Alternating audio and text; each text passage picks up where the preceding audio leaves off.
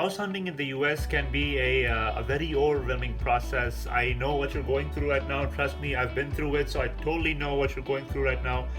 But I will say that there are a bunch of things that I did before I started my house hunt, which really helped me, and I'm guessing these will help you as well. And the first part that I would say that is kind of important is that you start early. Now, that's important because there are a lot of students who are going to be going to the same university as you, and you don't want to miss out on a lot of the good places, the good locations.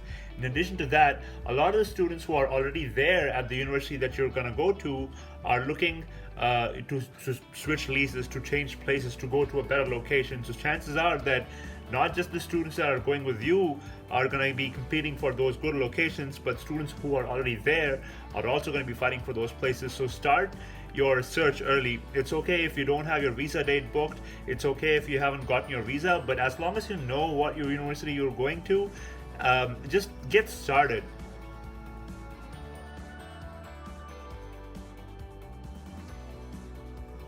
Scouting through for locations in a city that's totally new to you all by yourself is probably not the best thing that you want to do.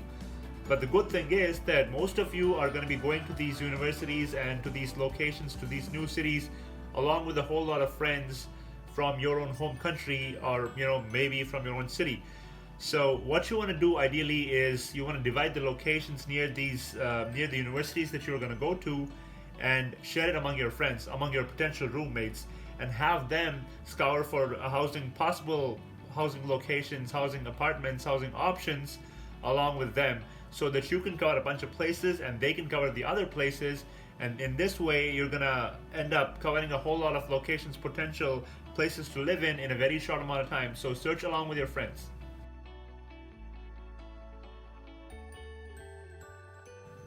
Since most of you are not going to be familiar with these places that you're going to, talk to the students who are already there, right? Get to understand the upsides and downsides of a location, or a certain area, or a certain apartment building. Do not end up making the decision by yourself. It's fine if you want to, roll that way, but the issue is that most of the leases in the US either are on a 6-month period or a 12-month period.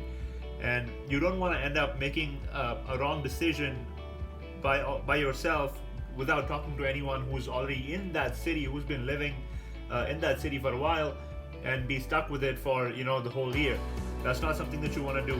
So talk to a lot of students who are already there, get their opinions on it. Different people are going to have different things to say, but talk to a lot of people, as many people as possible, and figure out what's best for you, and then make your decision, as opposed to making a decision without talking to anybody else.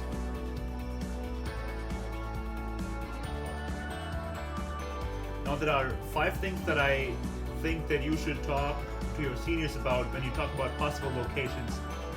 Chances are that there are more things that I'm not thinking about, or there are things that you prioritize over all of these 5 things, but in my opinion, these are 5 things that you should consider asking your seniors about.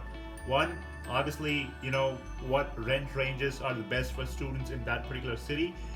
People who are already living there might have a better idea of what places are cheaper, what places are relatively more expensive, or if it's worth paying that money. So rent, you get what you pay for, so ask them about that. What kind of utilities are included in your rent? Heat, water, internet, blah blah blah. Talk to them about that. Safety, of course, you want to make sure that you live in a safe place. So figure out if the location that you're looking at are safe, or is safe for students to go to and then live in. 4th would be convenience, right? If your university has shuttle stops, figure out if the location that you're looking at has shuttle stops close by, or if it has bus stops close by, if it has restaurants close by, or if you're somebody that's going to shop a whole lot, grocery stores. So look at all that. Figure out if the walk from your house to the apartment is going to be house to the university. Figure out if that's going to be uphill or not, because that does not show up on Google Maps. So talk to them about that. And 5, then this is something that I think you can talk to them about and figure out yourself also, is the amount of time that you're going to spend home. If you're not going to spend a whole lot of time in the apartment, if you're going to do a whole lot of homeworks and assignments and research work on campus, chances are that you're going to go back home only to sleep and cook. So figure out if you can compromise a little bit of inconvenience in the apartment and save some money because you're not really spending time home, or if that's a priority, you stick to where you're going to go and you end up paying how much you want to pay for the convenience. So these are the 5 things that I think you should talk to your seniors about. If there are more things, talk to them about it, but do talk to your seniors, people who are already living in these cities, and then make a decision. And hopefully you'll have a fun time when you reach the US and start living by yourself.